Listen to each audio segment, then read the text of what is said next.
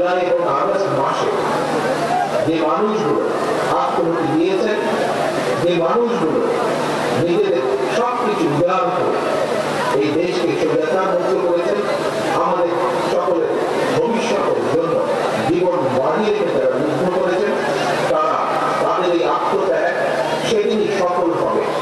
তাদের এই আত্মত্যাগ সেদিনই সফলতা লাভ করবে যেদিন এই দেশের মানুষ রাজনৈতিকভাবে তাদের অধিকার ফিরে পাবে এবং রাজনৈতিক অধিকারের পাশাপাশি একইভাবে যেদিন বাংলাদেশের মানুষের অর্থনৈতিক মুক্তি অর্জিত হবে, একমাত্র সেদিন আমাদের শহীদদের ৭১ সালে স্বাধীনতা যুদ্ধের শহীদ এবং একই সাথে গণতন্ত্র পুনরুদ্ধার আন্দোলনে যারা শহীদ হয়েছেন, যারা বিভিন্নভাবে ক্ষতিগ্রস্ত হয়েছে, তাদের এই ত্যাগ সফলতা লাভ করবে।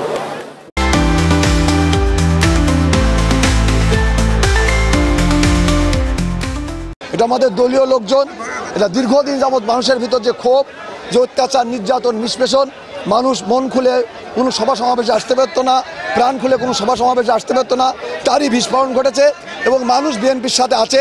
ঝিনাইদহ জেলার মানুষ বিএনপির সাথে আছে, এটা প্রমাণ করলো আজকের এই সমাবেশ থেকে লক্ষাধিকের উপরে সমাবেশের মধ্য দিয়ে প্রমাণ করেছে ঝিনাইদহের মাটি বিএনপির ঘাঁটি।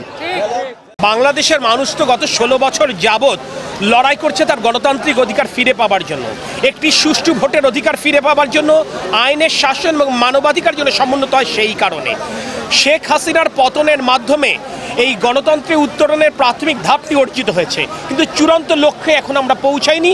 চূড়ান্ত লক্ষ্যটি হচ্ছে একটি সুষ্ঠু নির্বাচনের মাধ্যমে জনগণের সরকার অধিষ্ঠিত হওয়া, এবং জনগণের সরকার অধিষ্ঠিত না হওয়া পর্যন্ত বিএনপি যে লড়াই গণতন্ত্রের পক্ষে, সেই লড়াই চালু থাকবে এবং বিএনপি নেতাকর্মীরা রাজপথ ছেড়ে যাবে না।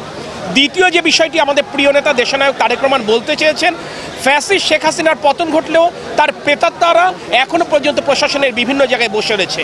আপনারা দেখছেন আইন শৃঙ্খলা বাহিনীর সদস্যরা স্বাভাবিক কাজ করছে না, সারা বাংলাদেশে কার্যত একটি প্রশাসনিক শূন্যতা বিরাজ করছে। সেই কারণে বর্তমান অন্তর্বর্তীকালীন সরকারের উচিত দ্রুততম সময়ের মধ্যে তার সংস্কার কর্মসূচি শেষ করে একটি সুষ্ঠু নির্বাচনের ব্যবস্থা করা। যদি এটা করতে তারা ব্যর্থ হয়, তাহলে ফ্যাসিস্টদের দোষরা এখন প্রতিনিয়ত যেভাবে বর্তমান সরকারকে বিব্রত করছে, একটি সময় দেখা যাবে তারা এই সরকারকে বিপর্যস্ত করে অকার্যকর করবার ষড়যন্ত্র করতে পারে। এই ব্যাপারে আমাদের নেতা দেশনায়ক তারেক রহমান বর্তমান অন্তর্বর্তীকালীন সরকারকে সতর্ক করে দিয়েছেন। আরেকটি কথা, আমাদের পার্শ্ববর্তী রাষ্ট্র ভারত, তারা বলতে চেয়েছে যে বাংলাদেশ থেকে যদি কোনো অনুপ্রবেশকারী ভারতে যায় তাহলে তাকে পা উঁচু দিক থেকে মাথা নিচু করে উল্টো করে ঝুলিয়ে রাখবে।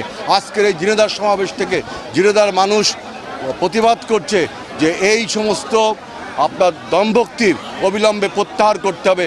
বাংলাদেশ স্বাধীন হয়েছে কারো দয়ার দানে না, বাংলাদেশ দ্বিতীয়বার স্বাধীন হয়েছে তাদের নিজস্ব সক্ষমতায়। সুতরাং কোনো রাষ্ট্রের এই সমস্ত দম্ভক্তি বাংলাদেশ কোনোভাবে মেনে নেবে না এবং এই ধরনের বক্তব্য বিজেপি প্রধান এবং ভারতের স্বরাষ্ট্রমন্ত্রী অমিত শাহের এই সমস্ত দম্ভক্তি প্রত্যাহার করতে হবে।